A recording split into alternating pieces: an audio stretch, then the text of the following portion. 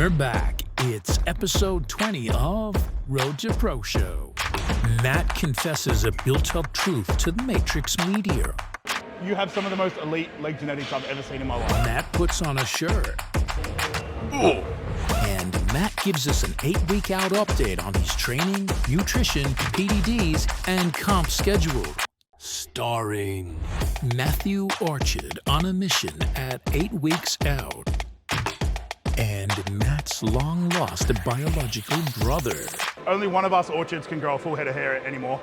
Correction, non-related brother. I know. This is a weird angle. I'm very comfortable right now. Photoshop Winnie.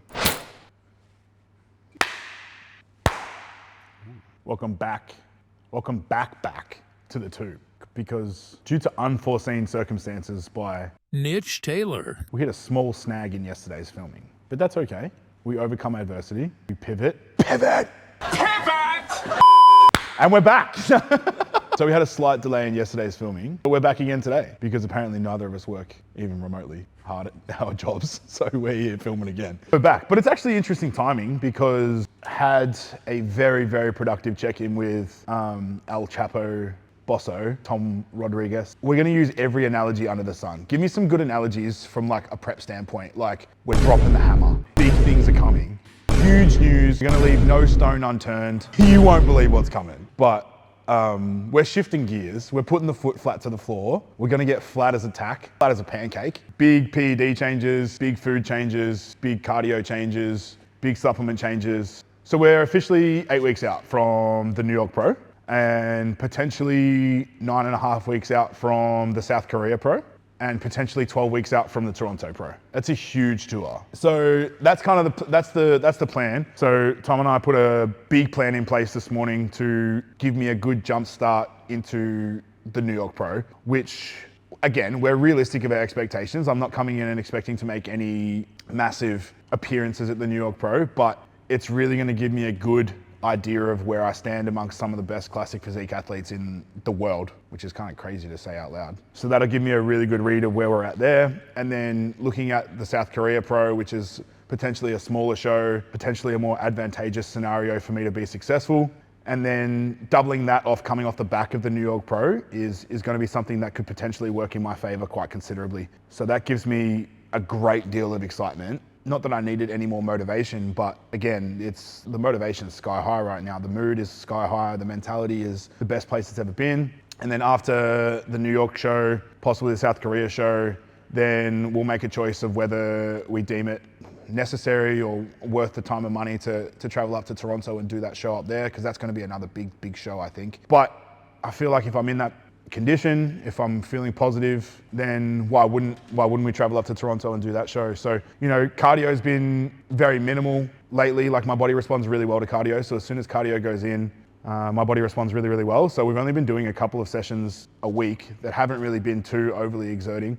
So we've switched that up. We're going to do 5 cardio sessions a week now. Food's dropped from about 3,500 to 3,600 calories right down to just under 3,000. So we've done a pretty considerable drop there. You know, I haven't even begun to hit a flatness level that I was probably at much earlier last prep. So having more food in, less PEDs considerably, a better training stimulus, better recovery, better mentality, better mindset, better environment from a work standpoint, from a training standpoint, from a personal life standpoint. So we're in this position now where we can fucking put our foot to the floor, essentially, and accomplish a look that I know I'm gonna be happy with. And again, I don't have any preconceived notions. I know that I'm not gonna be the biggest on stage. I know the amount of muscle I carry, and comparing that to a lot of the top classic guys in the world, that they're obviously gonna be carrying a little bit more tissue than I am. But the way that my structure is, the way that my symmetry is, the way that I know I can get in condition, I don't have any doubts that I won't look out of place on a professional stage. And that's something that's big for me to say. Someone that's always doubted his own ability, someone that's always lived in a sort of a sense of, I'll fake it till I make it and pretend like it's gonna be okay. Like, no, this is gonna be huge. And I couldn't be more excited about bringing a package that I could be proud of and standing up against some of the best guys in the world and seeing where I stack up, and then making some improvements based on that. The reason why we wanna do the New York Pro as our first show is we wanna jump in the deep end. We're not gonna dip our toe in some small Zimbabwean pro show that's got 3 people in it, you know what I mean? We want exposure, we want to put our names on the map, you know, for lack of a better term. And like I said, looking at doing smaller shows after New York, you know, having the fact that you've competed in the New York Pro on your bodybuilding resume is not something that should be taken lightly. In retrospect to the New York Pro, it being such a large show, you know, I've taken that on board as something where I can use it to my advantage, knowing full well that it's going to be some of the best athletes in the world. And I want to be compared to some of the best athletes in the world so that I can see where I'm at, what improvements that need to be made so that I can be considered in that tier. And I know that might get a little bit of, you know, a laugh, a bit of a, you know, Matt's comparing himself to the best in the world. But while, you know, Derek Rose said it fucking perfectly, is like, why would I do this if I wasn't going to win? Like, why am I putting my body through this stress? Why am I spending this money? Why am I devoting so much time, effort, my relationships, everything like that? Why would I put everything into this if I didn't have a genuine expectation of being elite at what I do? That's something that I've carried in everything that I've done in my life. My granddad said to me at a very early age, and I remember it clear as day, that if something's worth doing, it's worth doing properly. And that started from the smallest of tasks when I was younger to playing competitive sports growing up. I never wanted a participation medal ever in my life. You know, due to the way that I've been brought up and due to my own mentality and my mindset and my approach to situations, you know, the age-old adage of, oh, just have fun. I'm having fun when I'm winning. And if I'm not winning, I'm not enjoying it. So I put 2 and 2 together. You know, like I woke up this morning and I was genuinely excited about suffering. That's fucking weird, right? Like I woke up this morning knowing full well that I had this check-in with Tom, and I knew that today was going to be, you know, for lack of a better terminology, like today was go time. And I don't like to use the analogy of like I've been in cruise control, because I haven't been in cruise control per se. I've been doing what's needed to be done, but the mindset behind it and the mentality behind it is, you know, I've mentioned this before on a previous YouTube video, is like, I really feel like I haven't got out of second gear of what I'm capable of doing. Now, that's not to say that I've been in second gear cruising along, not really putting my heart into it, because I have been. But when I look at how much I suffered and how much I was hurting and what I was going through in previous preps, the mental strain, the physical strain, the toll it was taking on my life previously, right now it couldn't even hold a candle to that. So to know that I can put myself so much further into the depths of suffering, and I'm at the position that I'm at from a body composition standpoint, a mindset standpoint, a mentality standpoint, you know, everything as a conglomerate, to know that I can shift and put myself deeper and deeper and deeper into the depths of prep, fuck, that just excites me. Again, I've spoken about the way that the setup of this prep was a little bit different to the past. So in the past, I've done shorter preps, or I've, you know, put my foot to the floor and just like redlined the entire prep and buried myself into the ground.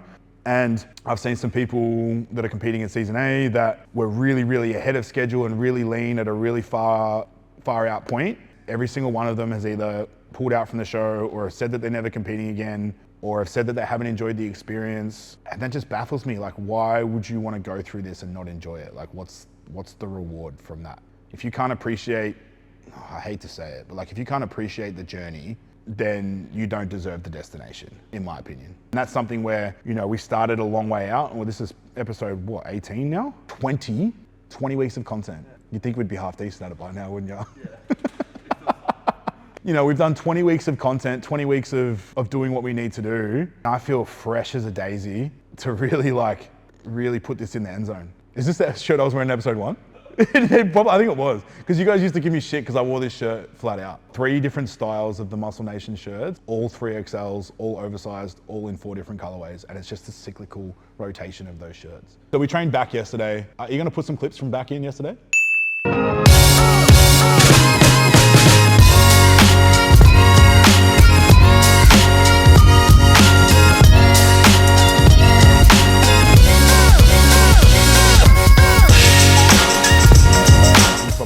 Like 2 movements. No, yeah. My back session was elite yesterday. That makes me so upset, because the back session I had yesterday was, I mean, I've been saying this quite a lot, but it's the best one I've had in a while. So that's a good sign. But even you made a comment of it when we started. You were like, you're on right now. Like you, and I have. My energy's been so switched on. Like my mentality's been so switched on. I've got a really good balance of banter and shit talk in a session. And then as soon as we need to lock in and go, we lock in and go. And I think that's something that's really healthy. And I've spoken about this before of, you know, we're not training with this hatred or this aggression because it becomes exhausting and taxing. So to be able to be lighthearted between sets and, you know, talk some shit to the camera, banter with Mitch or my training partner or whatever. And then when it's time to go and lock in, then I've been doing that. And this is why I've been so comfortable training at peak times in public gyms lately, is that by this time in a prep, normally I'm like, I'm training at off peak times. You know, we've got the facility here, I'll train at a private facility. You know, I spent 3.5 hours at the gym yesterday, like just because I was happy being there. By the time I trained and, you know, chatted and done some cardio. And so now we're gonna go back to the gym today, probably hit 45 minutes of arms. Bury that, I think, because you can never, arms are basically a rest day. When you've got arms like mine, then yeah, they're a rest day. So we're gonna do that. I'm gonna train some arms. So that's it. I'm gonna train some arms and then cardio tonight. And then we fucking count down for New York Pros on. Okay, let's go. We're gonna be out of here in 45 minutes. I'm under strict instructions. I'm not wearing a hat, so I don't know where to put this. Tricep push downs, cable curl, dumbbell skull crushers, incline seated dumbbells, dips, single arm preacher. Bang, bang, bang, bang, bang, bang. We out. 45 minutes starting now.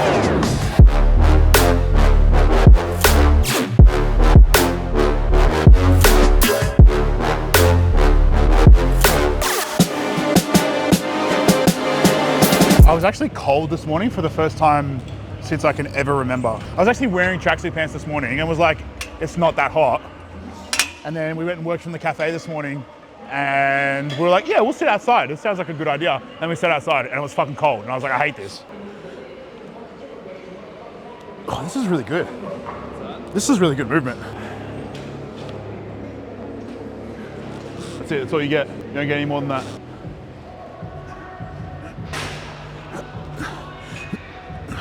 You know earlier how we were talking about growers, not showers? What?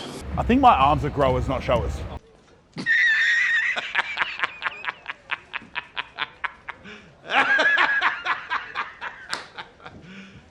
You serious?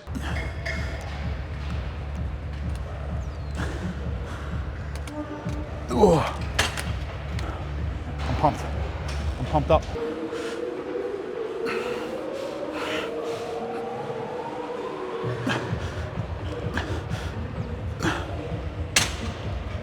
Perfect. Might be singlet time. I do like the blur. Thoughts? Bucket hats, yes or no? Yes? So we do skull crushers like here, like on that. Like I feel. Yeah.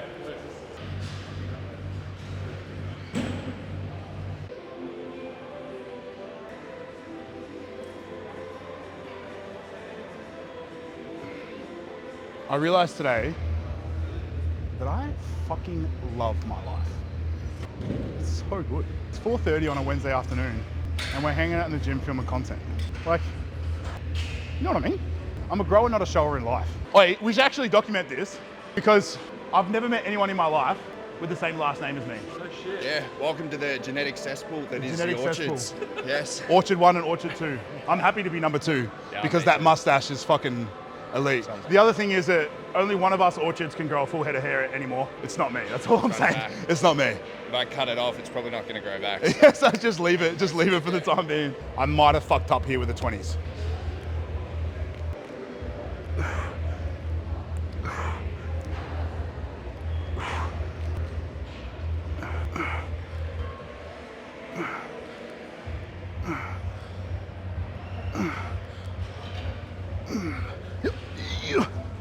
Like I said, I was having a conversation with 2 separate people, neither of which know each other. I was like, how's prep going, blah, blah, blah, chatting the shit. And both of them were just like, I'm never prepping again. Like, they're like, I'm done. I'm gonna do the Matt Orchard static bicep femoris rectoral movement. I like this little static hold at the top.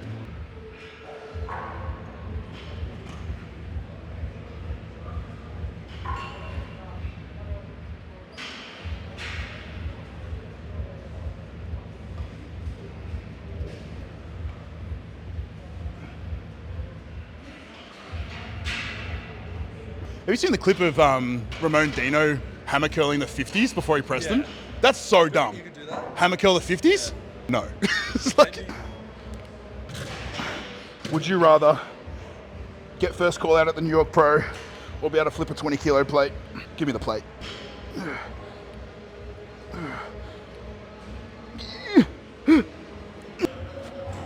Just how far forward it's reaching. Yeah.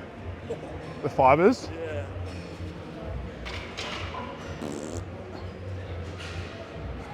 Serbian Superman. If you know, you know. I fully convinced Rory last night that I got into a fight with an octopus. Did you actually? Like, she full, like... But now I'm slightly concerned because all she cared about was whether the octopus was okay.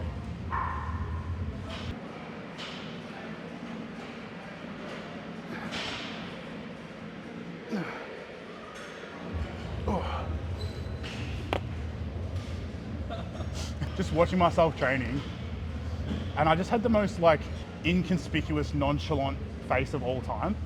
But I had like 6 plates aside on a press of some kind, and I was just like, and that was it. The amount of times that I will like go to bed, and did I tell you I made a point of not putting a TV in my bedroom in the new house? Because the bedroom is bedtime. So don't look at me like that. So I've made a point of being like, no, once I go to bed,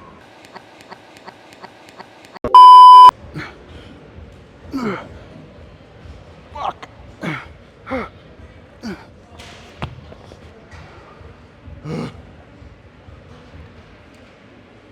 Humble me. You've got more veins in your right arm. I do, right? It really bothers me. It really bothers me. And for so long of my time, I don't know, that doesn't make sense. I was like, nah, it's got to be the tattoos. Like, it's just got to be the tattoos. That's the reason why. No, it's not. But that's what I was telling myself for so long. And then do you know what's fucked up? Is my right leg is more vascular than my left leg as well. Make it make sense. Podcast, YouTube. I'm the social media king right now. If you could see how hard Mitch just rolled his eyes at me. You're not someone with even veins in both. No, I'm not. It gives me severe anxiety. You have no idea. Because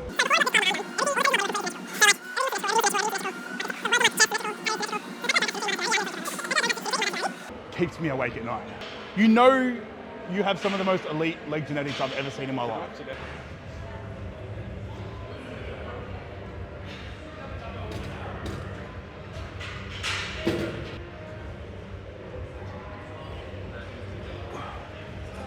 I don't know if you know who I am, but I use my delts to train my plantar flexion. Oh fuck! I could just watch Tom go about his day-to-day life, and I'd be content for hours. 0 forearm pain, just letting you know.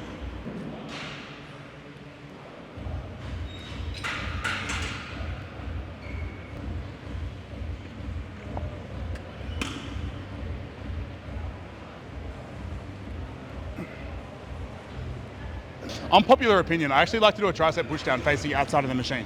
Don't ask me why. So, I don't know who said it, but someone said it. And it was like, why would you train a posterior muscle group from the anterior? Do you know what I mean? So if we're training triceps, which are technically a posterior muscle group, why would you not train them behind? I don't know if there's any logic in that. Episode 20. Episode 20? Yeah. Episode 20. Road to Pro Show. Finito. 45-minute arm session. But we're done. We managed to make it span over 2 days, but we made it work. Pivot, adapt, overcome. Like, subscribe, comment below, all the good shit. We'll see you in the next one.